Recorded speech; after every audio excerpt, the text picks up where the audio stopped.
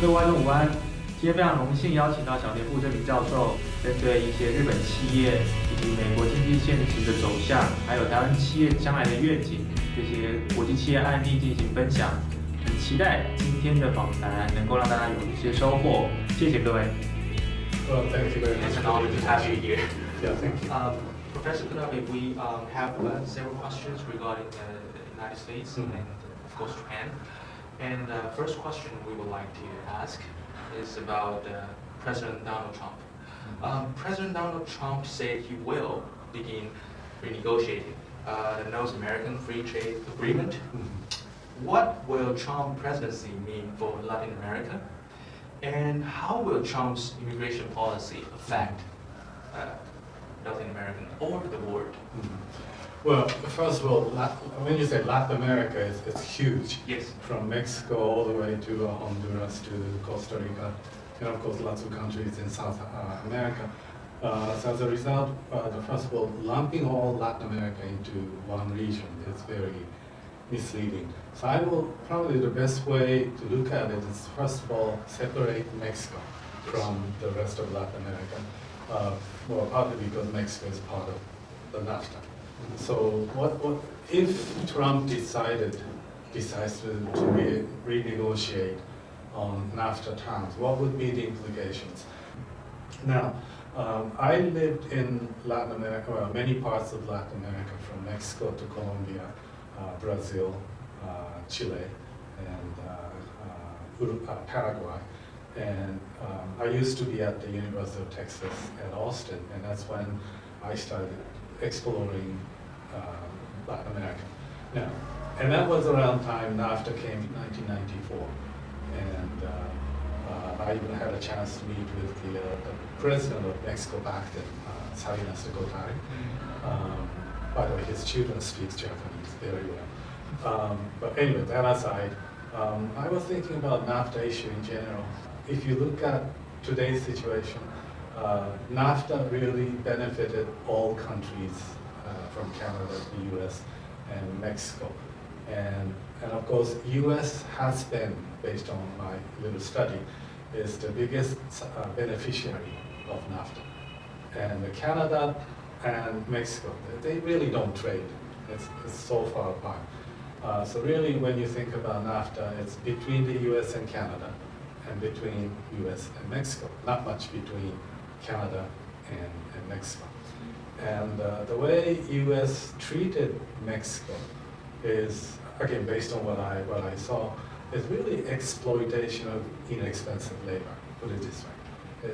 I don't think American firms tried to integrate Mexican firms as part of the big production chain by transferring technology.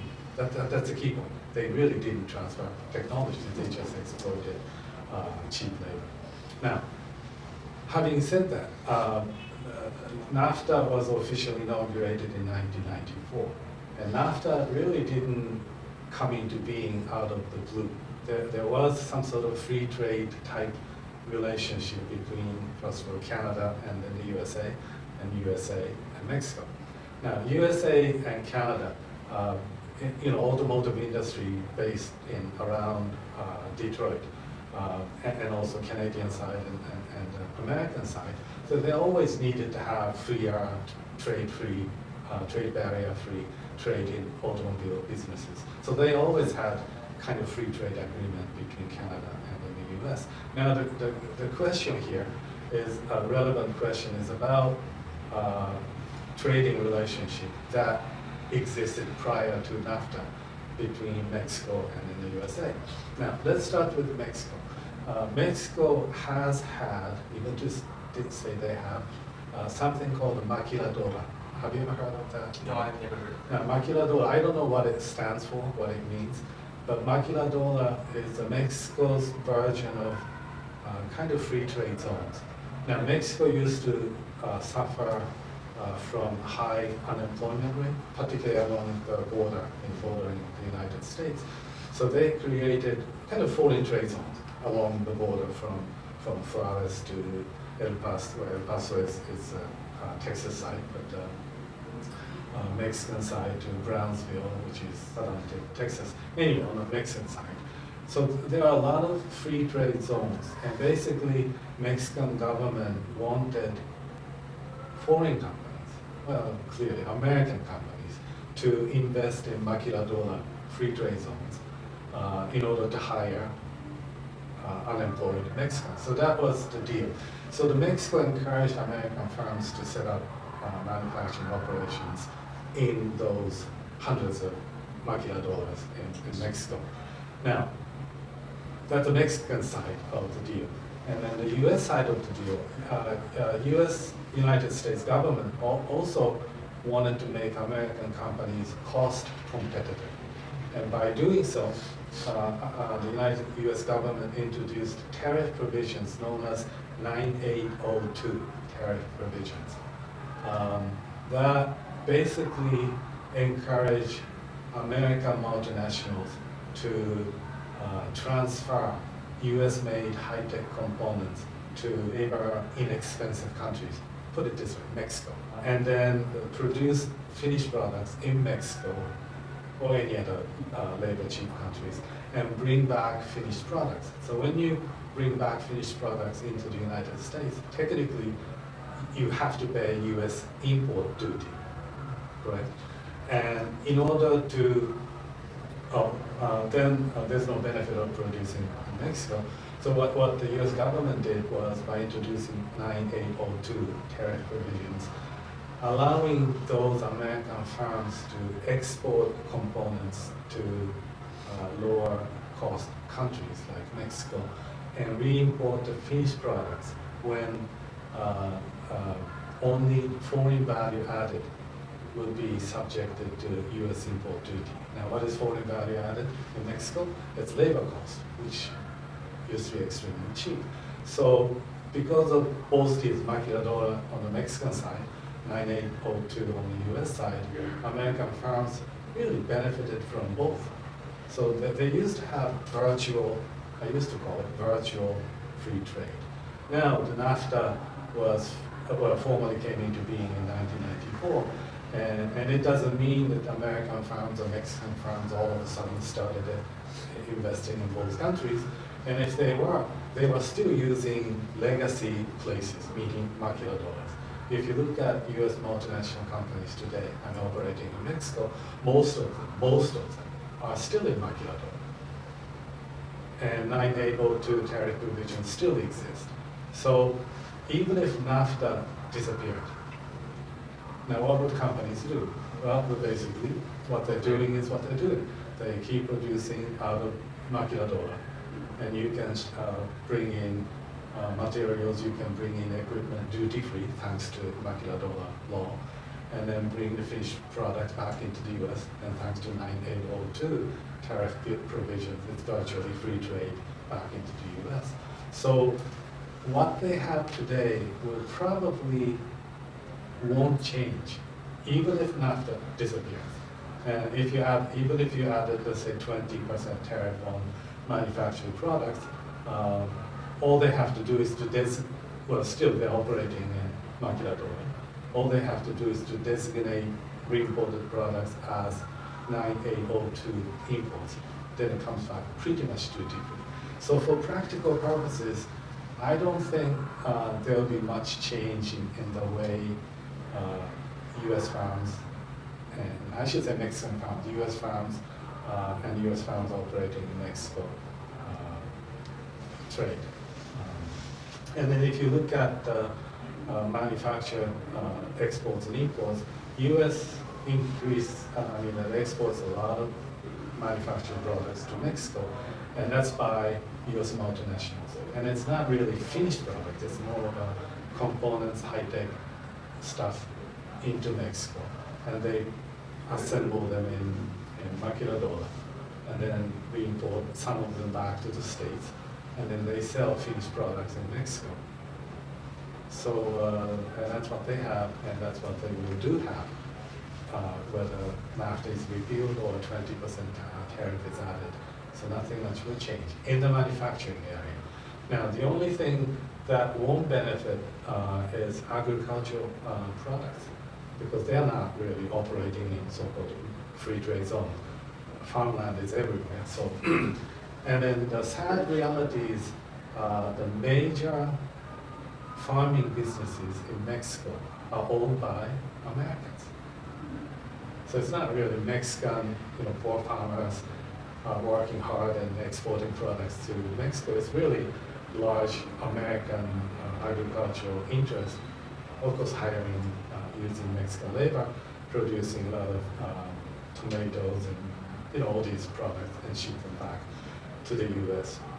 So now, if the U.S. under Trump decided to impose 20% on everything, including agricultural products, then yeah, definitely the prices in the United States of agricultural products will definitely go up.